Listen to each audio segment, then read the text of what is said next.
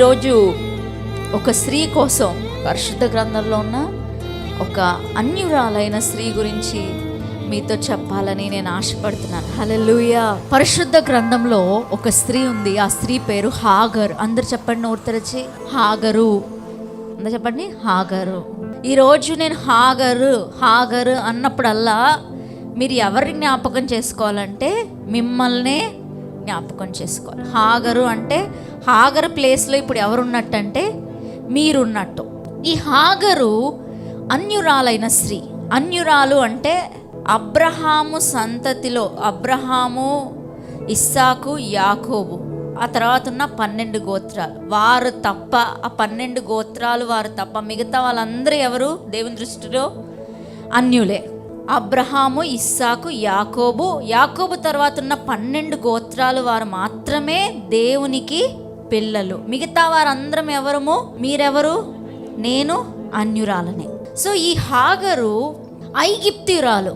ఆమె ఒక అన్యురాలు. దేవుని దృష్టిలో ఆమె స్థానం ఏంటంటే అన్య స్త్రీ. ఈమె గురించి పరిశుద్ధ గ్రంథంలో ఏమీ పెద్దగా వ్రాయబడలేదు. కానీ ఈజిప్షియన్ చరిత్ర గ్రంథాలు, ఐగిప్తు చరిత్ర గ్రంథాల్లో ఈమె యొక్క బ్యాక్గ్రౌండ్ కొంచెం రాయబడి ఉంది. ఆ రోజుల్లో ఏం చేసేవారంటే పేద కుటుంబాలు ఏవైతే ఉన్నాయో, పిల్లల్ని పోషించుకోవడానికి కష్టపడుతున్న కుటుంబాలు ఏవైతే ఉన్నాయో, వారు ఏం చేసేవారంటే వాళ్ళ ఇంట్లో ఉన్న ఆడపిల్లల్ని రాజుకి అమ్మేసేవారు, రాజగృహంలోనికి అమ్మేసేవారు. సో ఈ హాగరున్న సమయంలో ఎవరు రాజు అంటే ఫరో రాజుగా ఉన్నాడు. సో ఈ ఫరోకి ఏం చేశారంటే ఈమెని అమ్మేశారు వాళ్ళ తల్లిదండ్రులు. ఎందుకు అమ్మేశారంటే పేదరికం ఒక ముఖ్యమైన కారణం. ఇంట్లో పోషించుకోవడానికి ధనము లేక, ఈ బిడ్డని సాకడానికి ధనం లేక ఈ హాగర్ యొక్క తల్లిదండ్రులు ఈమెని ఎవరికి అమ్మేశారంటే ఫరో రాజుకి అమ్మేశారు. ఫరో యొక్క ఆ యొక్క స్థావరంలో, ఆ కోటలో ఈమె ఒక దాసిగా అమ్మబడింది. చూడండి, మన ఇంట్లో వాళ్ళు మనం పోషించలేక ఎవరో ఒకరికి అమ్మేస్తే మనకి ఎంత బాధ ఉంటుంది, గుండె కొట్టుకుంటుంది కదా. ఈ అమ్మాయికి అదే గతి. ఇంట్లో పస్తులు పెట్టినా పర్లేదు, కానీ ఆ బిడ్డని సాకలేక తన తల్లిదండ్రులు ఆమెని ఒక రాజభవనానికి అమ్మి వేశారు. అక్కడ ఒక దాసిగా కొనసాగుతూ ఉంది. అయితే ఈలోపు ఏమైందంటే ఈ అబ్రహాము దేవుని మాటకు లోబడి కనానులో ఉన్నాడు. అయితే కనాన్లో కరువు వచ్చినప్పుడు ఏం చేశారంటే ఈ అబ్రహాము, శారా వీళ్ళందరూ కలిసి ఎక్కడికి వెళ్ళారంటే ఐగిప్తుకి వెళ్ళారు. ఈ ఫరో ఉన్న సామ్రాజ్యం ఫరో టైంలో ఐగిప్తునకు వెళ్ళారు. ఎవరు? అబ్రహాము, శారా.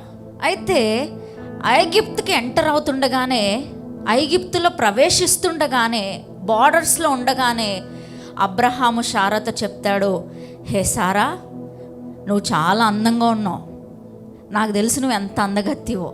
ఇప్పుడు నువ్వు ఇక్కడున్న వాళ్ళకి ఈ ఐగిప్తు మనుషులు చాలా చెడ్డోళ్ళు. నువ్వు అందంగా ఉన్నావు కాబట్టి నిన్ను ఖచ్చితంగా వాళ్ళ వశం చేసుకోవాలనుకుంటారు. అలా చేసుకుంటే నేను నీ భర్తనని తెలిస్తే నన్ను ఏం చేస్తారు? చంపేస్తారు. ఎందుకంటే ఈమెను తీసుకెళ్ళాలంటే భర్తను ఏం చేయాలి? చంపేసేయాలి. నన్ను చంపేస్తారు. కాబట్టి నేను బ్రతకాలి, కాబట్టి నువ్వు నాకు మేలిచ్చే. వెంటనే శారా అడుగుతుంది, ఏంటా మేలు చెప్పు అని అంటే, ఐగిప్తులో ఉన్నన్ని రోజులు నేను నీ అన్న, నువ్వు నాకు చెల్లెలు. నేను నీకు అన్న, నువ్వు నాకు. ఈవిడి కూడా ఓకే సార్, ఓకే అండి అని ఒప్పేసుకుంది. ఒప్పేసుకున్న తర్వాత అక్కడికి వెళ్ళగానే ఈమె అందంగా ఉంది కాబట్టి ఖచ్చితంగా అక్కడున్న ఫరో దగ్గర పనిచేసే అధిపతులు వీళ్ళందరూ ఈమె అందం గురించి ఫరో దగ్గర పొగుడుతున్నారు. మన దేశానికి కొత్తగా ఒక జంట వచ్చారు, ఒక అన్న చెల్లెలు వచ్చారు, ఆమె చాలా అందంగా ఉంది, మీరు ఖచ్చితంగా చూడాలి. ఫరోకి అమ్మాయిల పిచ్చి.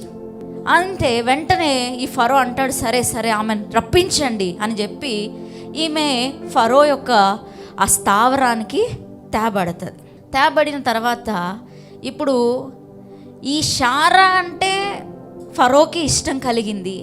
ఇప్పుడు శారాను బట్టి ఏం చేస్తున్నాడంటే, సరే శారా నా దగ్గర ఉంది కాబట్టి వాళ్ళ అన్నని ఏం చేయాలి? అన్న అంటే ఎవరు? అబ్రహాము.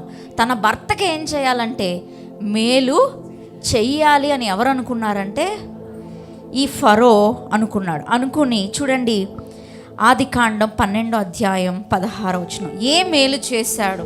అతడు ఆమెను బట్టి అబ్రామునకు మేలు చేశాను. తర్వాత అతనికి గొర్రెలు, గొడ్లు, మగగాడిదలు, దాసులు, పనికత్తెలు, ఆడుగాడిదలు, ఒంటెలు ఇయ్యబడాను. ఈ యొక్క ఏం చేశాడు ఈ ఫరో అంటే, శారాని బట్టి అబ్రహాముకి మేలు చేయాలని ఏమిచ్చాడంట? గొర్రెలు, పశువులు ఇచ్చి వాటితో పాటు ఏం చేశాడంట? పనికత్తెలు. ఎవరిని? పనికత్తెలను కూడా ఇచ్చాడంట. అంటే ఆ పనికత్తెలో ఒకతే ఈ యొక్క హాగరు. ఈ హాగరు యొక్క విలువ ఏంటి అంటే అబ్రహాము యొక్క పశువుల విలువ. పశువులు ఇచ్చాడు, పశువులతో పాటు పనికత్తెలను ఇచ్చాడు, దాసీలను ఇచ్చాడు. ఈ హాగర్ యొక్క లైఫ్ విలువ ఎంత అంటే ఒక పశువు యొక్క విలువ అంత, ఒక గొర్రె పిల్ల యొక్క విలువ అంత. అంటే ఆమె జీవితానికి ఒక విలువ లేని జీవితం ఈ యొక్క హాగరు బ్రతుకుతుంది. అయితే దేవుడు ఫరోని శారాని ముట్టనివ్వలేదు. శారాని ముట్టకుండా దేవుడు ఫరో ఇంటిని మహావేదనలతో దేవుడు మొత్తాడంట. పొరుగువానిది ఏది ఆశించకూడదు, పొరుగువాని భార్యను ఆశించకూడదు, పొరుగువాని భర్తని ఆశించకూడదు. దేవునికి దృష్టిలో చాలా పెద్ద నేరం. ఈ ఫరో ఎవరిని ఆశ్రయించాడు? ఎవరిని ఆశించాడు? పొరుగువాని యొక్క భార్యను ఆశించాడు. అందుకే దేవుడు మహావేదనలు కలుగ చేశాడంట. సో ఫరోకి మహావేదనలు అతడు చూశాడు. చూసిన తర్వాత అతనికి అర్థమైపోయింది, ఈమె అబ్రహాముకి చెల్లె కాదు, భార్య అని అర్థమైపోయి అబ్రహాముని పిలిచి, నువ్వు నాతో ఎందుకు అబద్ధం చెప్పావు? నీ సహోదరి అని ఎందుకు అబద్ధం చెప్పావు? ఎందుకు ఇలా చేసావని చెప్పి అక్కడున్న వారితో ఆజ్ఞాపిస్తాడు. ఏంటంటే అబ్రహాముకి చెందిన వాటన్నిటిని ఇచ్చి అతన్ని ఏం చేయండి? పంపించేసేయండి. అబ్రహాంకి చెందినవేవి? ఏవి? అతని భార్య, అతనికి ఫరో ద్వారా ఇచ్చిన పశువులు, దాసీలు, వీళ్ళందరినీ పట్టుకుని ఇప్పుడు అబ్రహాం మళ్ళా నెగుబునకు ప్రయాణమై వెళ్ళిపోయాడు. సో ఇప్పుడు అబ్రహాము శారాలతో పాటు ఎవరు కూడా వెళ్ళారు చెప్పండి? హాగరు కూడా వెళ్ళింది. హాగరు మనసులో అనుకుంటుంది, అబ్రహాము శారా దేవునికి భయపడేవారు, దేవుడికి గౌరవం ఇచ్చేవారు, కాబట్టి నా బ్రతుకు చాలా సంతోషంగా ఉండబోతుంది. వారు దేవుని మనుష్యులు కాబట్టి నేను ప్రశాంతంగా గడపచ్చు అనుకుంటా సంతోషంగా ఆ యొక్క రథములెక్కి వెళ్ళిపోయింది. కనానులో అబ్రహాము శారా 10 ఏళ్ళు కాపురం ఉన్నారు. కనానులో ఉన్న చట్టం ఏంటంటే 10 ఏళ్ళు దాటినా కూడా పిల్లలు పుట్టకపోతే ఖచ్చితంగా ఏం చేయొచ్చు అంటే ఇంకొక స్త్రీని తీసుకుని వచ్చి భార్యగా భర్తకి ఇవ్వచ్చు. అది కనానులో ఉన్న చట్టం. సో వీరు కనాను వెళ్ళిపోయారు. కనాన్లో 10 ఏళ్ళు కాపురం ఉన్నారు, ఇంకా పిల్లలు లేరు. అప్పుడు శారా అబ్రహాముతో అంటది, చూడు యెహోవా నాకు పిల్లలు లేకుండా చేసేసాడు, అట్లీస్ట్ నువ్వు నా దాసితో వెళ్ళు, ఆమె వల్లనైనా సరే నాకు ఒక కుమారుడు కలుగుతాడు అని చెప్పి సారాయే ఏం చేసింది? తన ఇష్ట ప్రకారంగా అబ్రహాముకి ఈ యొక్క హాగరు భార్యగా ఉండునట్లు ఇచ్చింది. మీరు చెప్పండి, ఇందులో హాగరుది ఏదైనా తప్పు ఉందా? ఆమె ఏమైనా కోరుకుందా? అబ్రహాం మీద మనస్సు పెట్టుకుందా? అక్రమ సంబంధం పెట్టుకుందా? లేదు. తన సొంత యజమానురాలే ఏం చెప్పిందంటే, నువ్వు అబ్రహాముకి భార్యగా ఉండు అని చెప్పి భార్యగా ఆమెని ఇచ్చింది. ఇందులో హాగర్ది తప్పేమీ లేదు. ఇంకా చరిత్ర చెప్తుంది, అబ్రహాముకి భార్యగా ఇచ్చే టైంకి అంటే ఆమె వయసు 25 సంవత్సరాలంట. ఏ యవనస్తురాలైనా 85 ఏళ్ళ ముసలివాడిని పెళ్లి చేసుకోవాలనుకుంటారా? అనుకోరు. ఈమెకి హాగరుకి భార్యగా అబ్రహాము దగ్గరికి చేర్చబడే టైంకి అబ్రహాం యొక్క వయసు 85 సంవత్సరాలు, శారా వయసు 75, ఈమె వయసు 25. అంత ఇంత యవన వయసులో ఉన్న స్త్రీ ఒక ముసలివాడిని పెళ్లి చేసుకోవాలనుకుంటుందా? అనుకోదు. కానీ ఆమె ఎదురు చెప్పలేదు, ఎదురు తిరగలేదు. హాగర్ అనే మాటకు అర్థం ఏంటంటే భయస్తురాలు. ఏం చెప్పండి? పరిశుద్ధ గ్రంథంలో కూడా ఆమె ఏనాడు తిరగబడినట్టు కానీ ఎదురు మాట్లాడినట్టు కానీ ఎక్కడా రాయబడలేదు. ఆమె స్వభావం ఏంటంటే భయపడిపోద్ది. యజమానురాలు చెప్పిందా, సరే నేను అబ్రహాముకి భార్యగా ఉండిపోవాలి. ఎదురు చెప్పట్లేదు. ఎందుకంటే ఆమె స్వభావమే ఏంటంటే భయపడే స్వభావం. ఎదురు చెప్పట్లే. ఎదురు చెప్పక అబ్రహాముకి భార్యగా ఉండినట్లు ఆమె అంగీకరించి అబ్రహాముకి భార్య అయిపోయింది. ఇప్పుడు శారా ఎంతో, హాగరు కూడా అంతే. ఇప్పుడు హాగరు గర్భవతి అయింది. గర్భవతి అయిన తర్వాత శారాకి పిల్లలు లేరు. ఈమె ఇప్పుడు ఎలా ఉందంటే తన దాసి గర్భవతిగా ఉంది.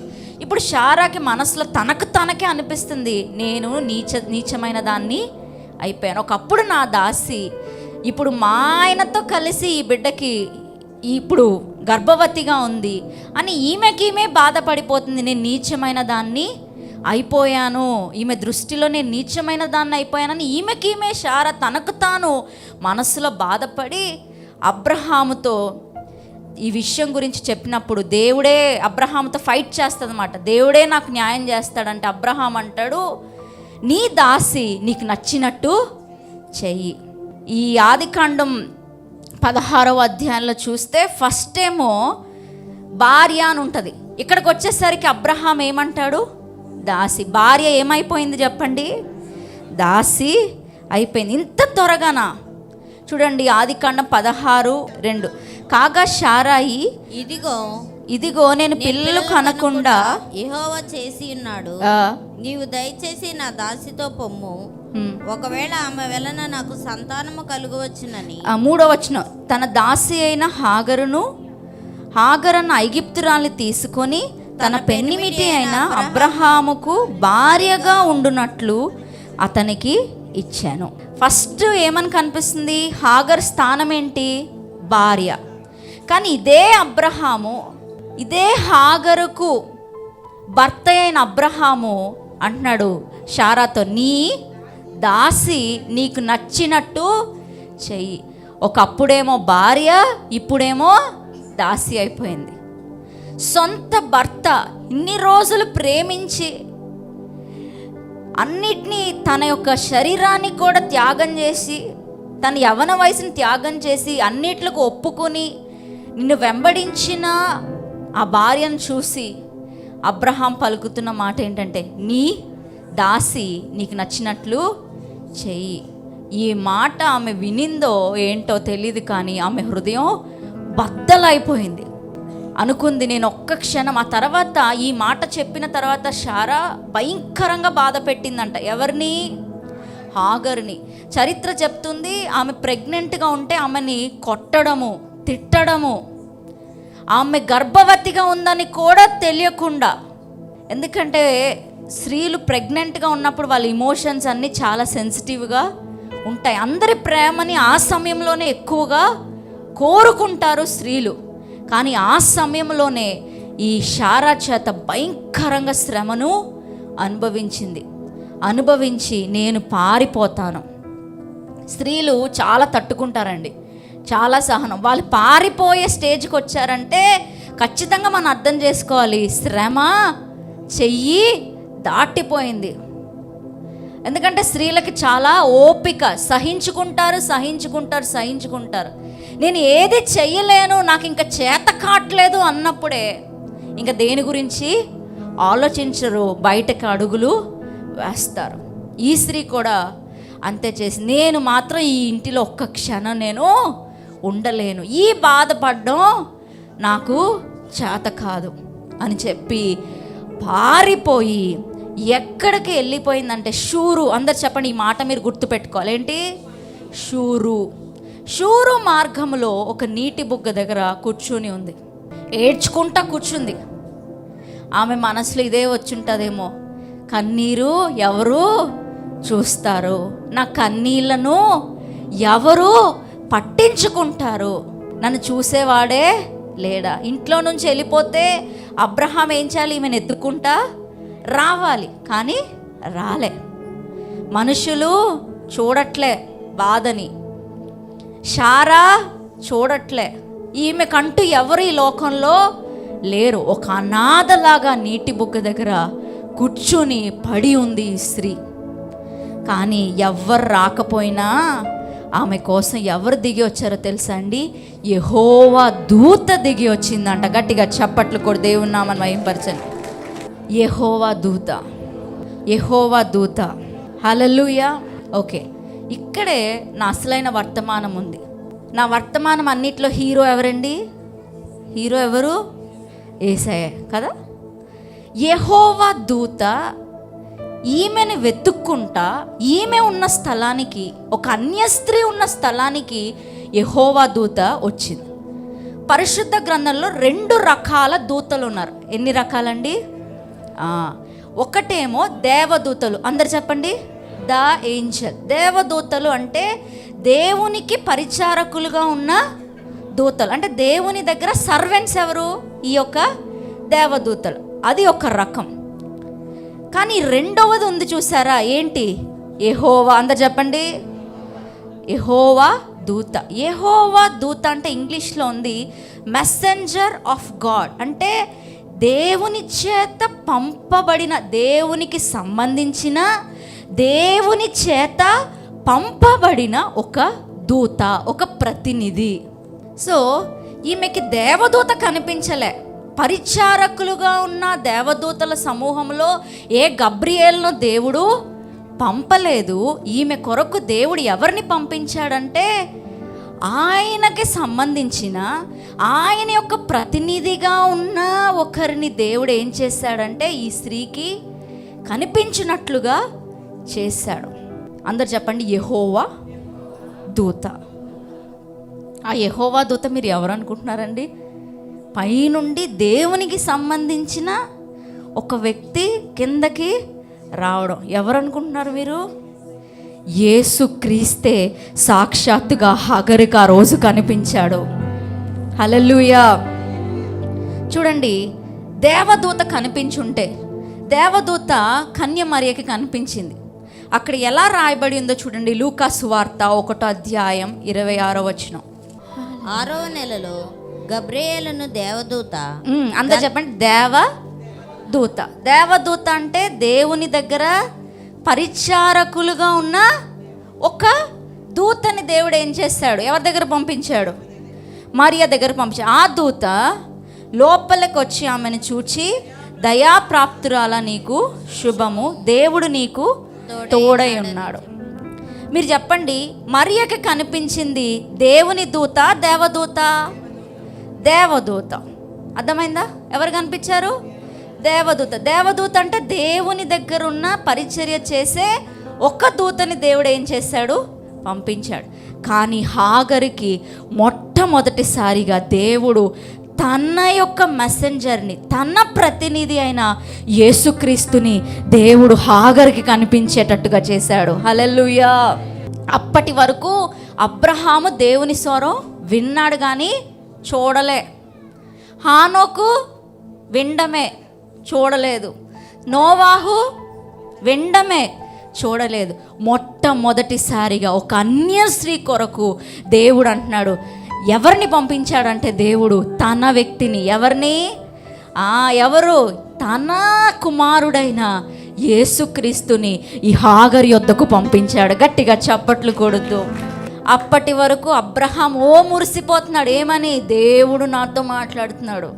అబ్రహాం లక్కీయా, హాగరు లక్కీయా అంటే ఈ అన్యురాలే. ఎందుకంటే ఆమె ప్రత్యక్షంగా యేసుని చూసింది. ఇంకొకటి చెప్తాను, ఒకవేళ ఈ హాగరు దగ్గరకు వచ్చిందే గనక దేవదూత అయితే, పరిచారకులైన దేవదూత అయితే, ఆమె ఏమని చెప్పుంటుందంటే, మరియమ్మకి ఏమని చెప్పిందంటే, దేవుడు నీకు తోడై ఉన్నాడు. డైరెక్టా ఇండైరెక్టా చెప్పండి? ఇండైరెక్ట్.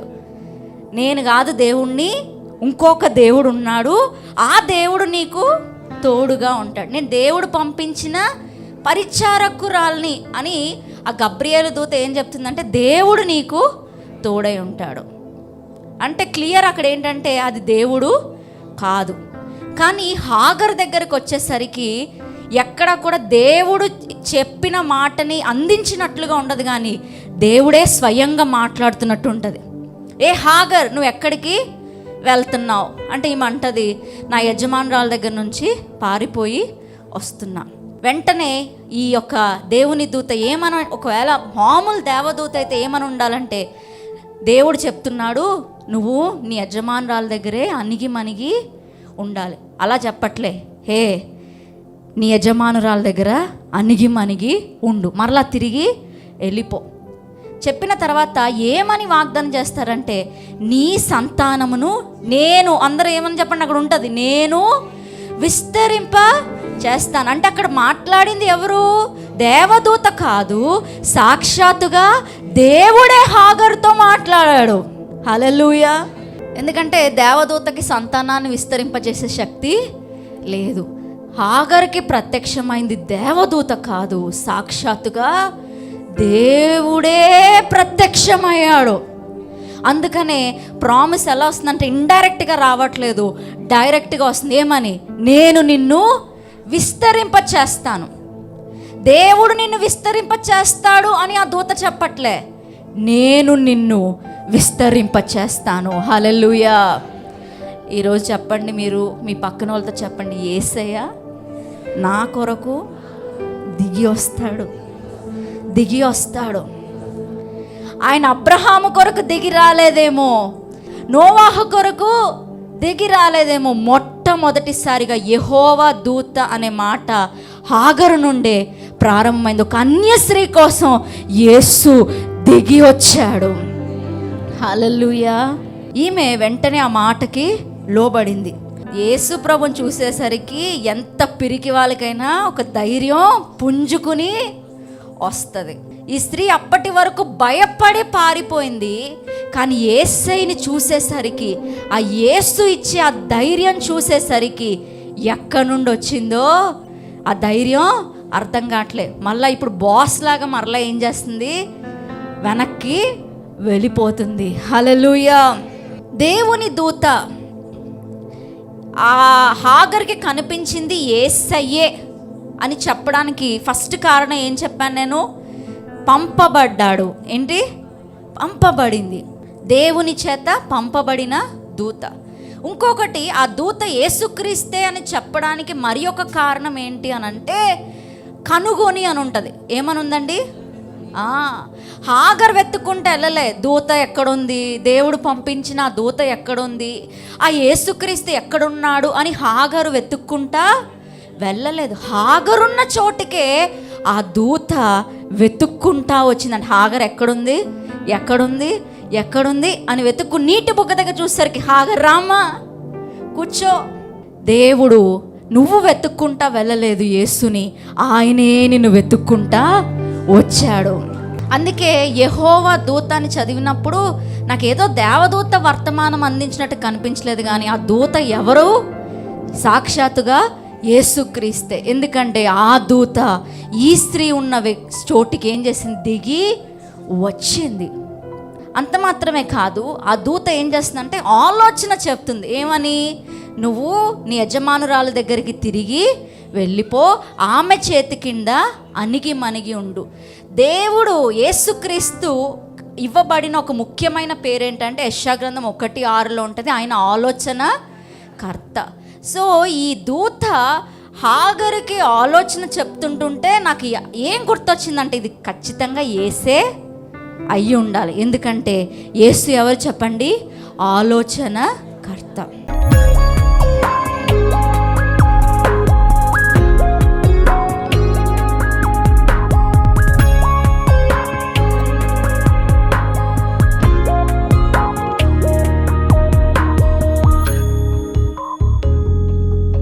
ఈరోజు దేవుడు నాతో మాట్లాడాడు అన్నవారు మీ చెయ్యెత్తి చూపించండి.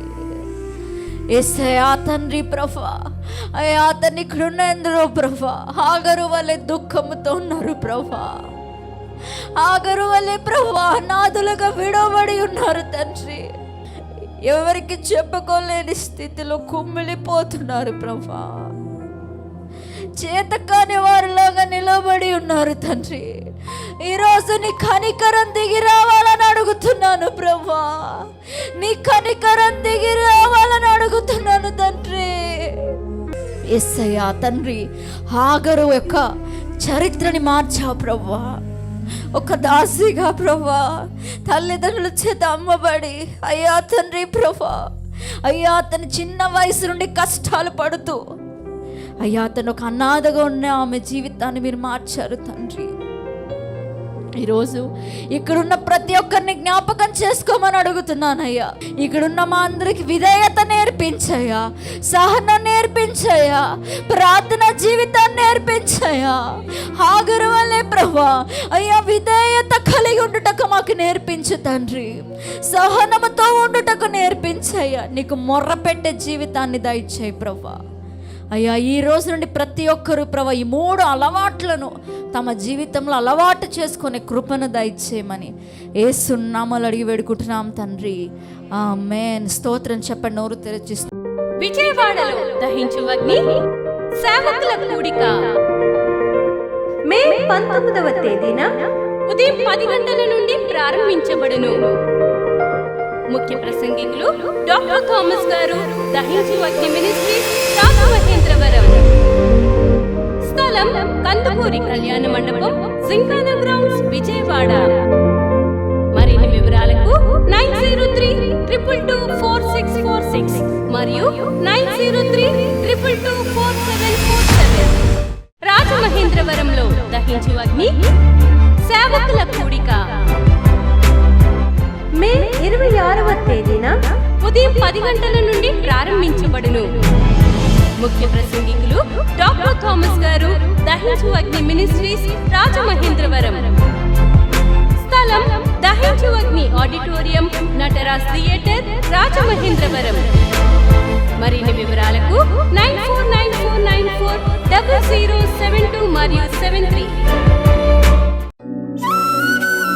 రాజమహేంద్రవరంలో దహించు అగ్ని అభిషేక ఆదివారపు ఆరాధన ఇప్పుడు ప్రతి ఆదివారం ఉదయం 9:30 నుండి ప్రారంభించబడును.